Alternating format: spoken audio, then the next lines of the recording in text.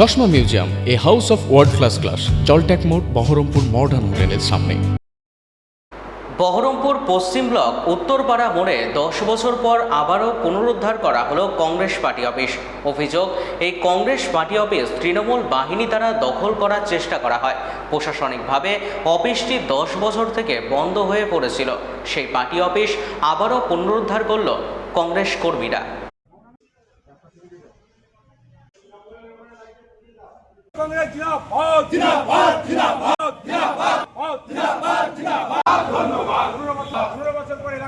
আমাদের তো খুব আনন্দ লাগছে, কিন্তু এই এলাকার জনগণ চাইছে যে আপনারা অফিসটা খুলুন।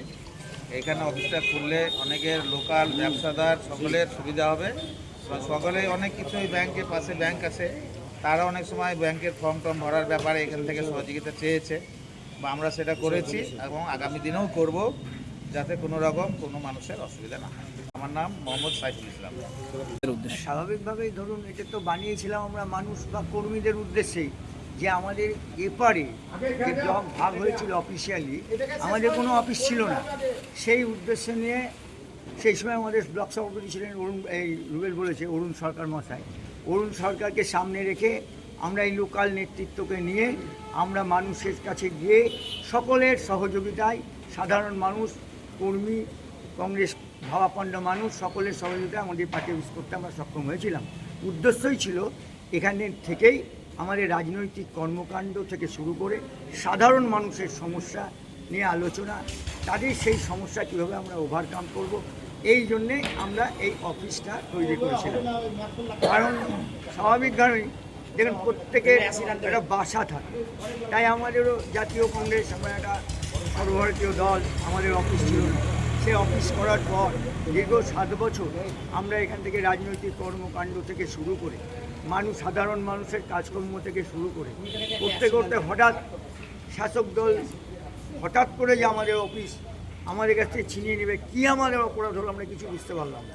পরবর্তীতে আমাদের নেতৃত্ব, সমস্ত স্তরের কর্মীরা সেদিন এখানে এসে ঝাঁপিয়ে পড়ে আমরা সেই মুহূর্তে অফিসটাকে আমরা বাঁচাতে পেরেছিলাম বা আমাদের দখলে রাখতে পেরেছিলাম।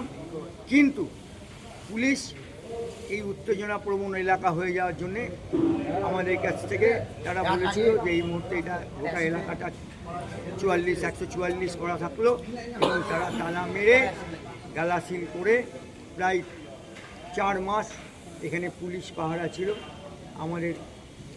আর আমরা এই পার্টি অফিসে এসে আমাদের কোনো কাজকর্ম করতে পারিনি বা আমরা পার্টিতে ঢুকতে পারিনি, যেহেতু ওই সমস্যা ছিল।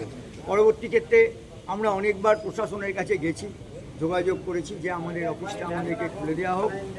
তো যাই হোক, প্রশাসন একবার এসডিওর কাছে পাঠিয়েছে, একবার আইসি সাহেবের কাছে পাঠিয়েছে। এরকম করতে করতে তালবাহানা করতে করতে আমরাও খানিকটা অনীহার মধ্যে পড়ে গেছিলাম। বর্তমানে যখন পরিস্থিতি একটা বাধা অনুকূলে এসেছে, সেই পরিস্থিতিকে সামনে রেখে সাধারণ মানুষের অনুরোধ, এই এলাকার সমস্ত স্তরের মানুষের অনুরোধ, জাতীয় কংগ্রেসের কর্মীদের অনুরোধ, নেতৃত্বের প্রচেষ্টা, আমরা আবার আমাদের অফিসে পুনরাবহাল হলাম।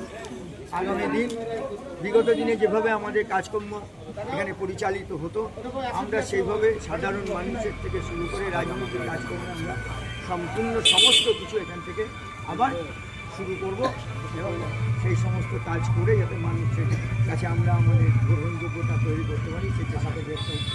এটাই তো আমাদের তো স্বাভাবিক কারণে ভালো লাগা উচিত।